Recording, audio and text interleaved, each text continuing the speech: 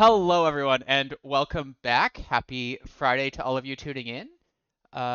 If you haven't been around last week, we kicked off our big 1.3 update, Season 1, Festival of Ages, and at that And time, it's here. yeah, here. it's here. Yeah, So we went live yesterday. yeah, so it was last Thursday we were talking about this is coming soon, and it's coming next week, and now this week is that week because you know what time does, it just disappears from us all. So it's here. Yes. You've hopefully been in game and checked it out already a little bit. Before we do that, first of all, I'm Grant, one of the community managers here at Relic Entertainment, working on Age of Empires 4, though you probably know. And then beside me on screen is Eliot. Hello. And yeah, so first off, thank you for joining us. And continuing along last week, we are going to be talking more about 1.3 as we have our version 1.3 stream series we've kicked off last week. So that was the first one. We're going to be having these every Friday where possible, with the exception of next week. holidays. Next week, we Yeah. are not here on Friday, so we'll be back in 2 weeks after this stream. But we're going to be doing these, and there's going to be a variety of content, different guests from the different teams here at Relic, watching Eliot play some ranked, watching probably myself go through some of the challenges coming later in seasons. So it's gonna be a fun time. But we'll get more to those a little bit later in the stream. We can chat about it, but also we'll see those in future streams. Mm-hmm. For the 1.3 update, the full patch notes, and they are quite long. Eliot can attest to how long they are. Yeah, it's like 11,000 words, give or take. They are, update. Yeah. No small feat getting that compiled, I am sure. Yeah, the whole team put, to full credit to the dev team. Like we put notes as we're writing, like anything that gets put into the game, they put notes for us so that we can pull from them. And that's why there's so many developers notes and throughout the whole update. So if you haven't had a chance to take a look, it is on the website. It took an hour for me to read the full patch note. It took us a while to get all the patch notes on there. So it was like there's a reason why this is called the season 1 update. Not only have we included the content editor, season starts next week, a bunch of like quality of life fixes and massive balance changes. So there's a reason for all that. So yeah. Yeah, there's so much stuff in there. And again, if you haven't, you can check out on the Age of Empires website on the blog there the main post, which talks a little bit about what seasons and what this update is as a whole. And then there are also sub posts where you can dig in, learn a bit more about the UGC content editor, about what seasons mean, as well as those massive, massive long patch notes, update notes there that Mhm. Eliot has talked about. All of it super exciting. But today, this stream is actually the second of our 131s, and we're going to be jumping into talking about that content editor, the Age of Empires 4 content Mhm. editor, which is launching in beta, uh, and it is just a great way to customize your game, to make changes, to do kind of make the game what you want, and to make all sorts of Mhm. stuff. So we're going to take a deeper look into UGC for that, as well as a bit of the MegaRandom map as well, and what went into that. And yeah, exciting times. Yeah. And we've got some special guests with us today as well. So we this is, as I mentioned, we're going to have different guests from time to time for some of these discussion streams.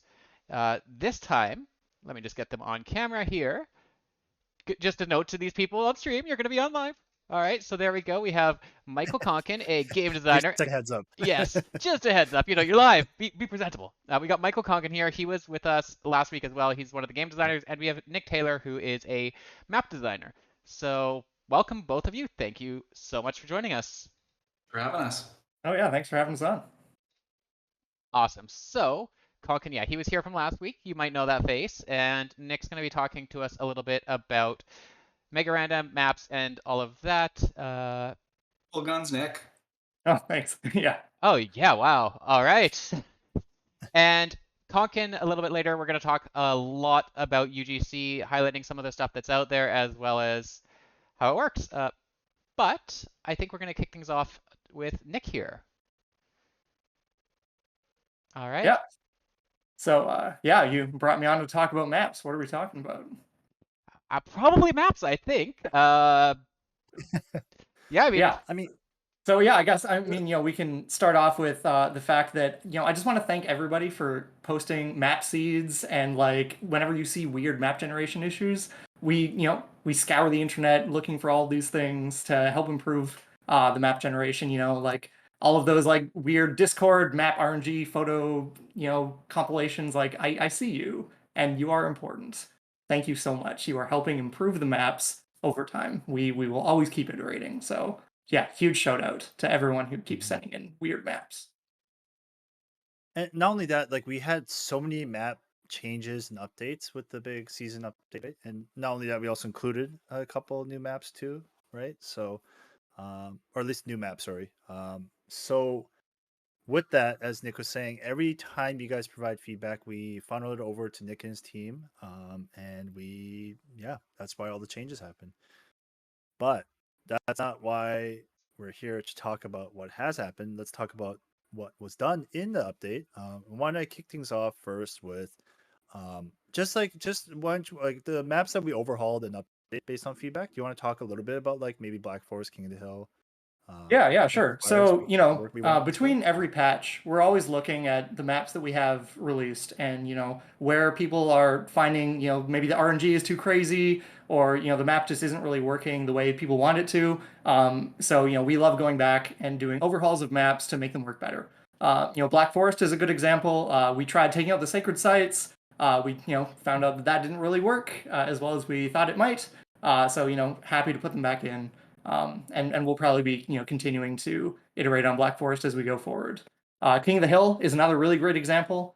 So the base concept was here's a sacred site, a bunch of resources up on the hill with less wood around, which in theory works, but our initial implementation obviously had some issues. People may have seen that not as much wood could be generated for one player as for the other. So we went back in there, take a look at what the main feedback was, and did a big overhaul of the map to make sure that the core sort of principle of it remained, but then we could smooth out all of the issues that people were having. So now everybody has the exact same kind of like access to a big ring of wood around the edge of the map, and we made sure that the top of the hill is nice and symmetrical. So each person has a way up. And all of the resources that spawn up there are mirrored, and the sacred site is right in the middle. And we're always looking at which maps need that kind of overhaul, that kind of love. You saw with Danube River back in the day, and Ancient Spires. I've got my eyes on you, so keep an eye out for that. I know you're a little crazy right now. All right, awesome. Definitely exciting to see that. And I know chat. I saw someone saying that they really like the new King of the Hill there. Like, oh, Eliot's gone. Eliot disappeared. What happened? I'm here. I just got 1 second. All right. Okay. I just saw your We're webcam good. disappeared. I'm like, okay, Eliot is This is back. life. This is the life of having a toddler in the household. So we're good. We're good now. All right. Yeah, so that's definitely some of the map overhauls there. And again, this is thanks to feedback from all of you in chat, from all of you playing, all of you in the forums. Again, do want to say, if you're not a part of the Age of Empires forums, you should definitely sign up. Go over there. You can share your feedback. This is what helps our team so much. We also have a Discord. We don't necessarily moderate Discord in this or monitor in the same sense we do for bugs or for reports there. We keep an eye on what's going on, but the best spot for that is the forums, because if someone has a thread already about what you want to talk about, you can definitely respond. We can see, hey, there's a lot of volume. People are passionate about this change. They want to see this happen, and that's kind of what we end up sharing with the team. Our team also does scour them themselves as well. They like keeping an eye on what's going on in the community. Yeah, we're lucky. Yeah. Yeah, we're So that around. being said, we are looking at Reddit and socials, as Grant said. Like Yeah. forums is our main bread and butter, but can't expect everybody to be on there. So we're also on Reddit. Mostly me. You guys see me in Reddit. Always, Eliot. Always. Yeah, totally being efficient with my time surfing through Reddit, right? Like that's the dream, right? Anyway, so another thing that I want to ask Nick is that obviously with the map overhauls we did for update this pre-season 1 update, one of the things I know that we worked on was the resource spawning, right? We did some hefty work on that. So do you want to go a little bit into that? Yeah, for sure. So we've been collecting feedback around resource spawning, map fairness, basically since the game came out. And we had some really helpful community members come to us after the first couple tournaments, telling us like, hey, these are some of the issues that we were seeing when we were trying to find good tournament seeds. How can we try to at least get the 1v1 resource spawning into a better place? And so we took that really seriously. We saw that there were things like relics that were spawning really disproportionately around the map, and gold deposits, stone deposits, that sort of thing, especially on divided maps. If you look at like Mongolian Heights or Mountain Pass, there's like maps that are split into 2 distinct areas, right? And so as soon as you have an odd number of anything spawning, it becomes really impossible to say like, hey, there's exactly even numbers of things on both sides, right? So we did a big pass on everything to ensure, or at least to try to ensure that divided maps like that are much more even. So on a lot of those maps, like you saw in the patch notes, we've bumped up the relic count from 5 to 6 for 1v1s, just to make sure on those maps that there's 3 relics sort of per side. And it's kind of difficult. Like if I had like a whiteboard or something, it'd be easier to explain. But like say you've got Mountain Pass, you've got the map split down the middle, and maybe the choke point opening is near the bottom, right? If you've got one player that spawns kind of near the bottom on his side of the map, and one player that spawns kind of further away from the choke point on the other side of the map, how we calculate where to place things is based on how far pathfinding wise everything is from the initial starting town centers. So if we're wanting to place relics right in between players, if one player is kind of closer to the opening, then their sort of midpoint between the other player will actually be on the other side of that choke point, right? So it becomes much more like a fine-tuning numbers game per map to say like, okay, hey, we need to actually like pull things into one side to make sure that all of the things that you should have on your side are actually on your side and not like sort of just right smack in the middle, because the middle might be on, a divided side of the map. It's the same on like Mongolian Heights. If you look at where the river is, we saw the same sort of thing on Nagari, because you could have things on one side of the lake or one side of the mountain range, and that's something that we're constantly looking at and tuning. So I fully expect to see more images of like, oh no, I got like 4 relics on my side because one guy's like right beside the opening on Mountain Path. We're going to keep working on that. Hopefully that's it's back in to a the better point, right, that place. we said earlier, that if you've got the map seeds, if you've run into where there's wonky generation, please post it so that we can track and see. It's something that, like I said, super valuable for your team to be able to dig into, right? Yeah, My favorite yeah. ones that I saw today or yesterday or something like that was MegaRandom and some of the weird like geological islands that will appear, and people were combining that with the Nomad game mode and putting their starting TC there. It was pretty great. Awesome. I mean, it's called MegaRandom for a reason. Oh Yeah. Yeah, and I As feel like it's as a perfect designed. segue because I think we want to ask Nick a little bit about MegaRandom. It's something that has been kind of a hallmark map in previous Age titles. How was MegaRandom built for Age of Empires 4? If you don't mind me Yeah. asking. So MegaRandom has been something of like a passion project of mine going back to probably like mid 2018 or something. It's been in the works for a long time. And it was one of those things where like as we were building all of the map generation systems for Age 4, we'd get cliff tech in, be like, oh okay, I'm gonna add cliffs to MegaRandom now. Or we got lakes in. It's like, okay, I'm gonna add function to make lakes in MegaRandom now. And so it was always kind of this iterative process of continuously kind of like building more and more options onto one map that could just kind of do whatever. But of course, it can't do whatever, because then you might get a map that's just in one giant mountain, and then it's not playable. So of course it's MegaRandom constrained asterisk, like MegaRandom but playable MegaRandom. At least that's been the goal. So there have been a ton of sort of iterations of it over the years, where we sort of start with, it's kind of like if you imagine a big flow chart, right? It's like trying to paint a picture, but then you're telling a computer how to paint a picture, but you're telling the computer how to paint a picture, but start from here and don't do all of these things. And it's an interesting process. So we start at the top and say like, okay, what kind of map do we want? Do we want like an open map? Do we want a choke pointy map? Do we want a naval map? What do we want? And then I can assign a weight to all of those things. And so then it goes down through the flowchart. Okay, say we want an open map. Now, what do the sides of the map want to look like? Do we want to have an ocean on one side? Do we want to have a lake on one side? Do we want to have a big forest on one side? And there's different options with all the different weight percentages for all of those things. So even just from there, you can have a pretty different looking map depending on just those opening choices. And then from there we keep going down and say like, okay, we want to make a choice. Do we want rivers on this map? Yes or no, flip a coin.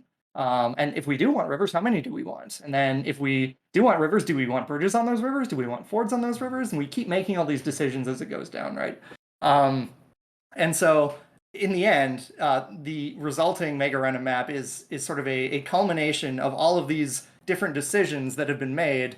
And then, I generate like 100 of them, and I go and look and see, like, okay, out of all of these decisions, like which decision tree ended up in something like really unfair? Or like, is there some way that I can kind of sand off the rough edges here? And that's what a lot of the iteration time on MegaRandom was. Going in and seeing like, okay, if I have a lake chance for a given terrain square to be at like 30%, maybe that just totally floods the map and there's no playable, buildable space. So I've got to turn that down. Or like, oh, maybe one player spawns on like this weird little island and the other 3 players have the whole rest of the map. Okay, that's no good. I should probably go in and make a pathable route between every player's town center and the middle of the map if it's set to be like an open style map.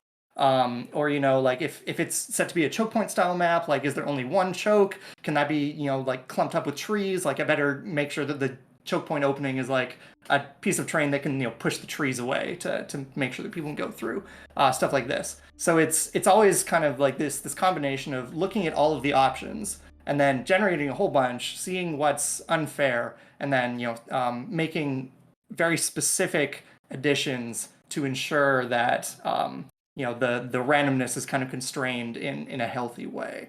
And I'm sure it's been out for like a day. There's probably a ton of people that have found crazy unbalanced MegaRandom maps already. Send them my way. We want to make MegaRandom a fun playable experience. That's a great thing to see, because I do see someone in chat was like, how do you balance MegaRandom? And as you mentioned, you run through your sequence of like what works, what can you take out that makes it too far, but there's always going to be these edge cases that we run into, and this is the thing of at scale. As players are playing these, if they find one, again, the seeds are super important. Send them our way. We make sure we can take a look at them and, again, continue to improve. That's what we do here. Yeah. Would you say, Nick, like is MegaRandom as fair as the other maps, or is it a bit more volatile, but that's kind of part of the fun? It's definitely a bit more volatile. Like, there are specific things that are in there, like, there's a chance for a square to like just spawn like 10 deer on it. And that square can be in a lot of places. So, maybe if you're playing Roos and you get a spawn like that, it's like, oh, hey, my bounty is done. So yeah, it's definitely a little more uneven in the balance than some other maps, but I think that for custom games and stuff, that really adds to the fun of it, where you load in and suddenly like, oh, I've like got this little protected corner of a bunch of gold. Ooh, what'll I do with this? But that said, all of these sort of regular resource balancing constraints are still in there. So like where the holy sites go or sacred sites go, that constraint is the same as it is in like Dry Arabia or any other map. Like where we're placing like the neutral markets and the regular deposits and all that kind of stuff, that's still all using the same sort of balanced resource distribution that we're using through the rest of the procedural maps. So it's really kind of a nice showcase of the fact that we've built these systems that can be so kind of like arbitrary to the terrain that it can make somehow kind of balanced maps even when all of the parameters are so ridiculously off the wall. But obviously there's room for tuning everywhere. And we're gonna keep adding weirdness to MegaRandom as we go on.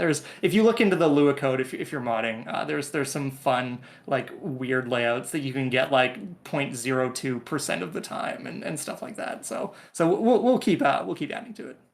And I'm sure I feel like that's a good segue, isn't it, to talk a little bit about the content editor. Yeah, I think we can make our way over to the content editor there. Yeah. Let's one quick yes, thing. I was gonna say, Nick, before we switch over, if there's anything else you want to continue on, just to, because I know you are definitely a chat sees too. You're very passionate about this, and it's great to hear from you. Yeah, I like maps a lot. So we watch the forums, we see what you're saying. We know team games are too big right now. We know that. And we are working on it. It's unfortunately not as easy as just like, changing like, just put 8 players on large. Like it's just a checkbox, right? No, it's unfortunately not that easy. We've got to go through and check every single map, spawn it a whole bunch, make sure there's not like weird overlapping resources or players spawning like right on top of each other, or like, mountains disappearing because there's an extra player there now that needs space to build things. So there is a process there. It takes a bit of iteration. Got to look at every map, every team combination, every number of players. But we hear you. We're working on it. Yep. Yeah, it's a work in progress. I know you and the team are investigating and looking into that. So while we don't have a definitive update right now, obviously Nick and team are looking into it. So as soon as we do know it's on course for rolling it out to the community, we'll let everybody know. But for the time being, we do take ready for that feedback, and we are going to be, like I said, looking into it. So yeah. All right. Yeah. So I think, Eliot, as you mentioned, it's probably a good time to make our way over to the next guest here. Thank you, Nick, for that. And you're happy to jump into the next bit of discuss. We're not saying your time's over. Because Nick, you're still here. You can still chat. Yeah. Nick and I provided know like most of our map UGC documentation, and yeah, that's why I think it's perfect. Yeah. As you talk, as you talk about maps, I think it'd be great to have Nick chime in on some hot tips on how to make great maps. Yeah. Also, I wanted to shout out Befrienda Beef, who's going to make a hyper random mod that is basically MegaRandom, but doesn't do any smart stuff. I saw that in chat. I saw that. That's amazing. Can we hyper random, chaos random? I don't know. It's what was it? A 1% chance of like anything happening on any tile? Yeah. That's that'd possible. I'd love to try it. I would love to try it. that would be like beyond chaos. Yeah. And so this next section, I did see someone in chat earlier ask what UGC is. It stands for user-generated content, also known as mods in this case, and that coincides with the Age of Empires 4 content editor beta here, which is kind of our next discussion point. This was a huge thing. I know a lot of people in the community have been super looking forward to it, super excited, because it means you can customize the game in so many different ways. And realistically, it's whatever way you can imagine. This came out with our 1.3 update as well, the Season 1 Festival of Ages. And yeah, I think we can dive a little bit more into what this means with Michael Konkin here, and what the editor does. I don't know if you want to hop into that, Konkin, or I can go over the kinds of content that you can make with it, but you're welcome to hop in as well. Yeah, I'll jump in. So yeah, we launched the content editor this week. It's been amazing so far. So many mods we were watching like in real time as people were uploading their mods, and a lot of those were actually built ahead of time. People weren't making these in like 5 minutes. They were built in the public update preview. But we're still seeing new ones roll in, and people are updating their mods and making modifications. So that's really cool to see. We have a really good documentation website that maybe we can link in chat, and yes, people can take a look at that as well. Definitely link in chat. I have that. I will get that in there, and I've just got it on the screen as well very briefly in just a second, as soon as this transitions over the mod workshop you're talking about, right? Yeah, and it also explains how to actually launch the editor, because it depends if you're on Windows Store or Steam. But once you get that booted up, there's kind of a wizard that steps you through and allows you to select what type of mod you want to make. So right now at launch, you can see we have like a getting started section and an editor interface and all the stuff you'd expect out of a tool like this. But the types of mods that you can make are crafted maps, which are kind of new to Age 4 in the sense that all of the maps that we shipped with are called generated maps. And I mean, Nick could do a better job than me at explaining how they work, but every time you select one, it will give you something new, but it'll give you something on brand, I guess. Is that a good way to say it, Nick? Like if there's a river down the middle, there might always be a river, but where the bridges are might change, the mountains and things like that. Yeah. So the generated maps are basically kind of blueprints for how the map should play. It essentially guarantees kind of an archetype of map that you're going to see. Oftentimes a bit more constrained than that for balance and things. But essentially the difference is like if you see something like a StarCraft map that is the exact same every time, that is a crafted map.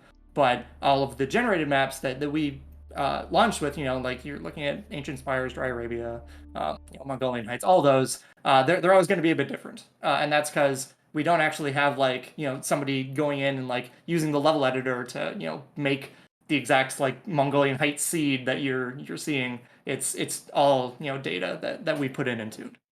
Yeah, and when you kick off a crafted map, you have a couple of options. You can start with one of our generated maps that'll give you just like a base to work with.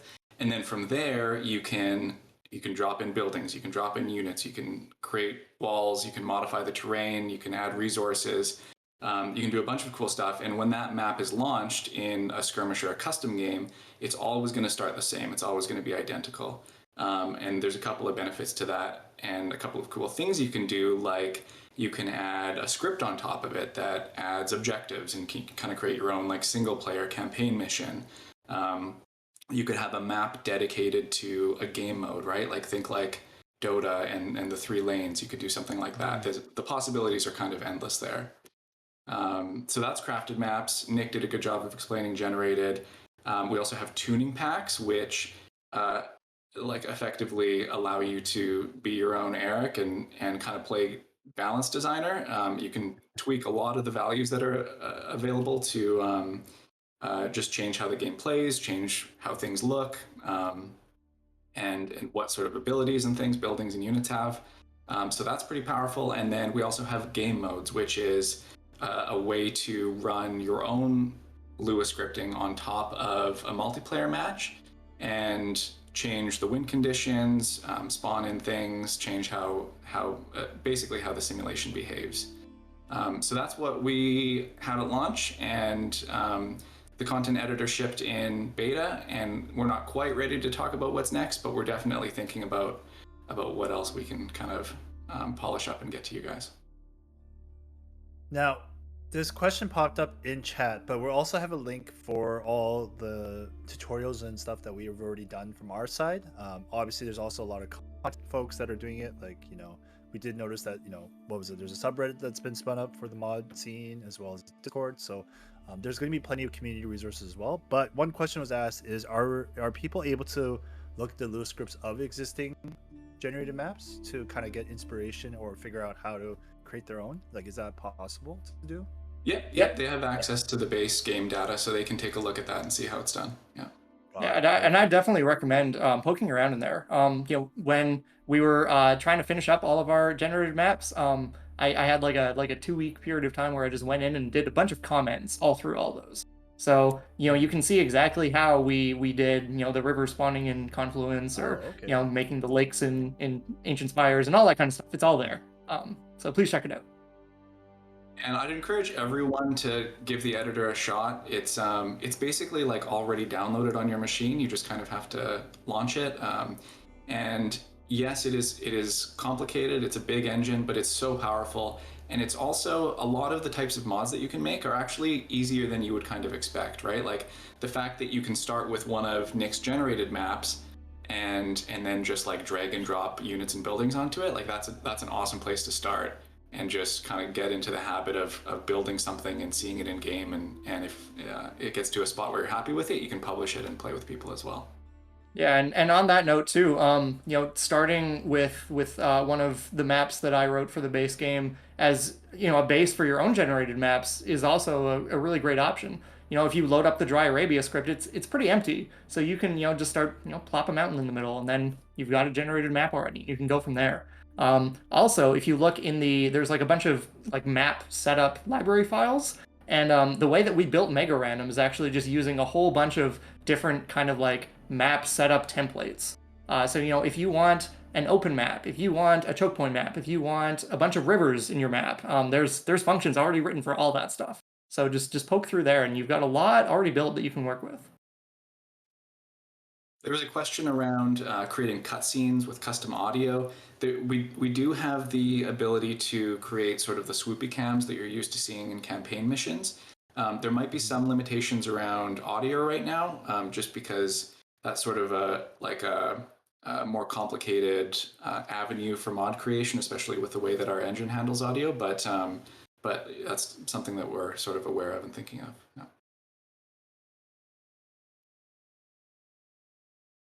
All right. And someone asked, so someone can go check and see if there's an exception. The map scripts are good map gens for the Viper. Yes, you can go and take a look, but really you're just gonna find comments. There's no bias for finding a Steam ID or username of someone and getting extra gold. Just wait till someone ends up finding a way to make a mod that does just that, though.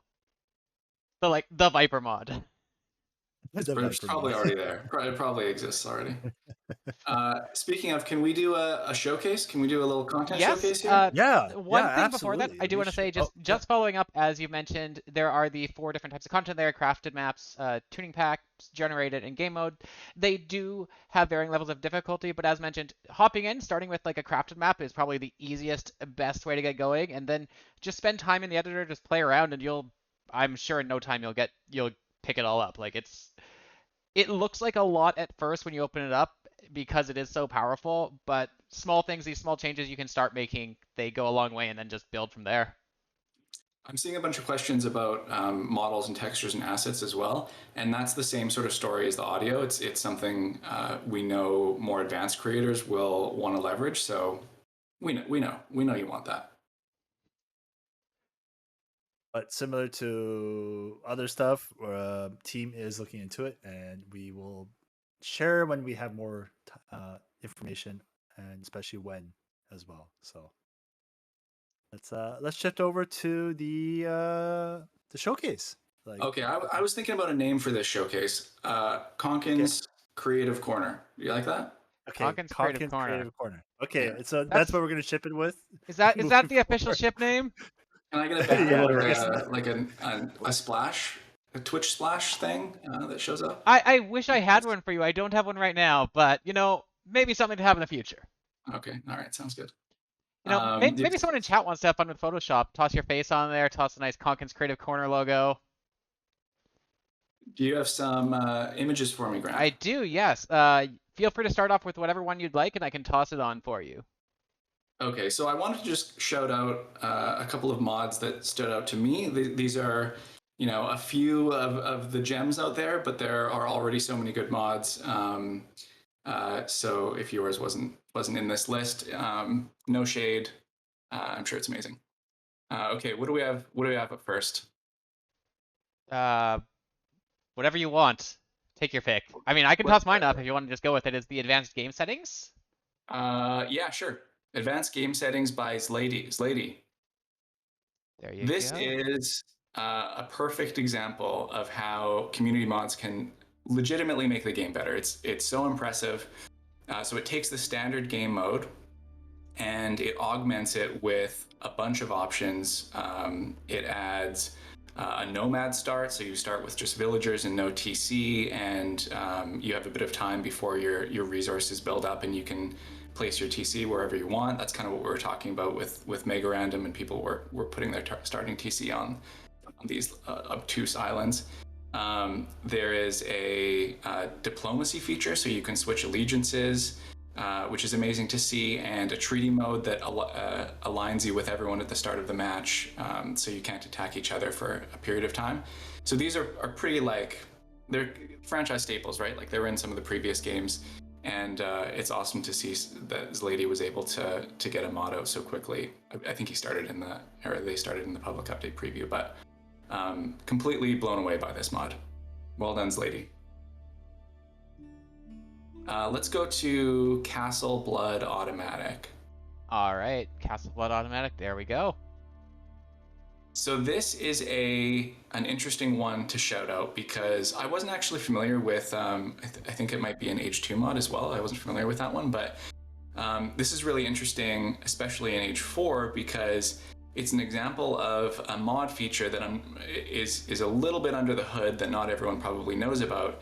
And it's that you can kind of bundle mods together. So if you go to the mods page and you see Castle Blood Automatic, it's this single sort of mod that you can subscribe to.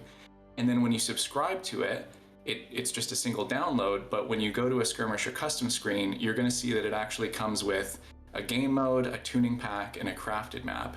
And if you if you select all of those and play them together, then they all kind of work in conjunction to make this this game mode happen. And it's pretty neat. It starts everyone with a castle, and it continually pumps out units, and then you have to go destroy each other on this custom map. So that one's pretty cool. How about Realistic Overhaul V2 by Gabriel? All right. So Yeah, cool. let's do it. Castle Blood Automatic, by the way, was Grant. I'm going to leave the name to you. Do you know how to pronounce that? Kazoikan? That's my best shot. That's my best shot. Let's just go with that. I'm not gonna butcher right. some names here. I'll butcher the names. All right, Realistic Overhaul V2 by Gabriel. This one is a good example of how unit scale can change the feeling of a match, with a couple of added bonuses like faster build times and realistic arrows. There are a couple of unit scale mods on the store. Gabriel gets the shout out because of this killer mod image. Like, look at how on brand that is. And if you want me to feature your mod, you got to have that mod image, because that's how you stand out in the store, and it makes the whole mods page look a lot nicer too. But really cool to see the villagers and everything, like, to scale. They could actually walk through those doors if you want to. Maybe a little bit harder to play, but really cool to see. I can't wait to see someone using this to make like a Helm's Deep at night map. Like, I think that would be so cool. Yeah, absolutely. Which, that being said, is your showcase showing off any of the lighting stuff by any chance? Eliot, you're That's reading my your mind. Let's go to Eliot, channels. yeah. A lighting showcase. All right. Sounds like Eliot just knows what we're doing here. Sorry, I jumped the gun here. It's just it was exciting to see the in the pub people, the public Yeah. update preview people like messing around with it. So Yeah, and that Yeah. is what's really cool, is that this was during the public update preview there, where a lot of people did have time to experiment with mods, so they got, like, not necessarily a head start, but they got their hands on it first, and they got to check it out, start making stuff. So when the update did come out, there were these mods that basically they could just publish then and get it going. So this is by Heavenly Chorus, and I don't know that they're intending it to necessarily be a map to go hard on and play, but I definitely recommend you download it and load it up, even if it's just on your own, because it's a really good showcase of what the atmosphere feature of the engine can do to change the feel of a map and sort of change the time of day. It's almost like a dusky lighting setting there. And that's really neat. And honestly, I think it's the tip of the iceberg. Like I'm waiting for some night maps, like Nick said. I'll put a bounty out right now. I want to see a day and night cycle mod. I want to see like a 15-minute cycle of day to night. So someone make that happen. Some yeah, way for like excited to- more wolves What's to come out funny? at So night. they get it. They get to make it to Konkin's creative corner. Yeah, they get Oh. the shout out. The first person I see. All right. They have to have a good mod image too. A choice mod image. All right. So- it's got to be the complete package. I will say, It's gotta be the full we package, yeah. later on, not for this stream, but as I mentioned, we have a lot of streams coming for this 1.3 update. Later in our stream series, we do have plans for a UGC highlight stream similar to this, but probably a bit more in detail looking at them. This was just us showing off some of the ones that first came out. So if you want to be in Konkin's mod corner, or Konkin's creative corner, No, definitely Konkin's stay creative tuned. You need the alliteration, Grant. You need the alliteration. All right, we will Hey. see if we can get that image made up for when that does come around. Okay, and saving the best for last. No shame in calling this the best. It's my favorite mod. Can you put it up there? Trojan Sheep by Yeah. Kotri. So with this mod, this is a tuning pack. You get a new unit that can be produced at the town center. It's called the Friendly Sheep, so points for humor. Extra points for the realistic sheep icon, because I think that's funny. And so you make this sheep in H2. It's expensive and it takes a while, and I think it takes like 5 pop cap. And then you can navigate this sheep to your enemy base and trigger an area of effect explosion and completely decimate everything. And my absolute favorite detail that Kotri either added or included by mistake is that the sheep doesn't have a walk animation. So you just see this like sheep sliding into your base, and if you have a keen eye, you know something's sus. You know something bad is about to happen if you see that sheep. And none of your units will aggro on it either, because they think it's just a sheep. So you have to be on your A game to see that thing. Also, yeah, the chat is noticing. So they called it Fluffy Siege, which is a really good shout out to Bitey Infantry if anyone's ever selected a wolf in the game. Amazing. Yeah. It's just a regular sheep, nothing to see here, probably. Yeah. That concludes Konkin's creative corner. And as mentioned, if you are interested in making mods, go check it out. Go check out this the content editor here. See what you can make, and you might be featured in a later one. Yeah, big shout out to the mod Discord too. There's an awesome group of people in there, breaking apart the game, pulling things apart, seeing how they work. You can say hi to me. I'm in there giving map tips to people sometimes. It's a great place, and I love to see all the things just flourishing. It's so cool. Yeah, no, it's absolutely amazing. So I guess after Konkin's creative corner there, that brings us somewhat to the end of this, but I do want to turn both to Michael Konkin here and Nick Taylor. If either of you have anything else you want to expand upon, anything that's hit you as we've been talking. But otherwise, yeah, we'll probably wrap this up in the next little bit here. We might need a segment for Nick Stash, because everyone's been giving it a 9 out of 10 in chat. So 9 out of 10. Come on. What did I have to do for that 10? Yeah, what do I have to do? Let me know. There you go. You got a 10 out of 10. Well, either way, I can't grow a stash to save my life. So, Nick and Konkin, you guys will have to represent for that on the stream. But Yeah, that I think being we got said, obviously, it's a lot of exciting stuff, and we're going to continue to keep looking out and watching. If you guys have any questions around the content editor, please post them in forums, Reddits. If we can pick it up, we'll get it over to the dev team and let them see if they're answering any questions. But yeah. People are saying if you fix the team match size, you'll that's get the comment of the day. Wow. That's the condition, Nick, to get a 10 out of 10 on your mustache. 11 out of Great, 10. I'm working on it 11 already. out of 10. Great. But no, the team is like we've seen the feedback and we are investigating into it. So we are looking to that. So definitely go try your hands at the content editor beta there. Take a look, see what you can make. Otherwise, there is a lot of content in Season 1 Festival of Ages there. This is it is a huge update. There's a lot there, and as mentioned, there is still more coming. There is the actual season portion of this, the ranked seasons and the seasonal events. Those are coming next week. So that's also a good April chance. 13th. Just as a heads up, the actual date is April 13th. So that's next going to be a good way Wednesday, Pacific time. to get out there, be competitive, see where you rank. We're going to watch Eliot be in a little bit of this as well on some streams, so you'll get to see that, earn a bunch of rewards, and yeah, should be really exciting to get that out there as well. Eliot the Conqueror. Yeah, Oh, I think you did say you're going for Conqueror, right? No. Let's start low. I'm gonna aim for.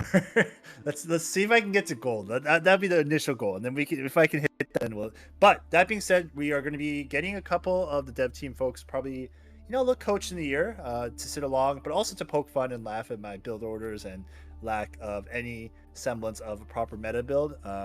I pretty much am a one-trick pony where I just play the HRE and only the HRE. But I can play English, French, a little bit of Delhi. Mongols is a little hard for me, but we'll see. And that's part of where we're gonna do the little road to ranked. Eliot the Conqueror has a nice ring to it. It does, but those are one of the things where I have to prove it by actually getting the rank. I can't just call myself that, right? So you got to get the rank, Eliot. That's yeah. We believe in you. Can I just give myself the Conqueror rank? The end of the season, you just I've done it. Jokes aside. I've made it. Yeah, I jumped from gold to Conqueror in one match, right? I think jokes aside, people might come after you for that. The point of the road to rank, though, is to show that it's nothing to be scared of, but just to jump in and start playing. And now, that being said, though, with the ranked seasons and the seasons going live next week on the 13th, there are rewards and other stuff that you can unlock without having to play ranked. That's part of our season update. So there are events that you can do. There are unlockables there, so you do not have to play ranked to get some cool exclusive stuff in game. Yeah, and I think that's the nicest thing is we understand people play the game in different ways. Not everyone wants to be super competitive in ranked. They just want to play the game, and there are rewards for that as well. You can play in whatever way you'd like. They are different sets of rewards. So if you really want everything, you can go all out and try every way, but they're not meant to. I think, Michael, you can probably talk a little bit more about this too. These seasonal events, they're not meant to be punishing. They're meant to be something you're doing that you're going to enjoy in the game. They're not like a crazy grind fest going on. Yeah, try out a mod. Play a ranked game. Yeah. Sounds easy. Exactly. Yeah, so as mentioned by Eliot, the road to ranked is going to be our next stream. We have, again, so our 1.3 update streams, we're going to do these every Friday with the exception of holidays, or if something crazy goes on and we can't, but realistically, this is our schedule that we have set up. So we're going to miss next week because it's a holiday here for Relic in Canada. We'll be back the Friday following, April 22nd, for the first of Eliot's Road to Ranked. After that, we're probably going to have Michael Konkin back on the 29th for a chat with our Ritual and Retention team. Quest Quashing after that, which will be myself most likely playing through some of those seasonal events. So those are what we're talking about, where it's... I probably won't do the download and play a mod one. That sounds too easy, but I'll find one to do. And then cycle back to Road to Ranked. And we're going to have more streams coming as well. This is just the first set of them. So be sure to tune in every week here. And yeah, it's going to be great. Exciting update, exciting times, exciting streams. Thanks all. Yeah.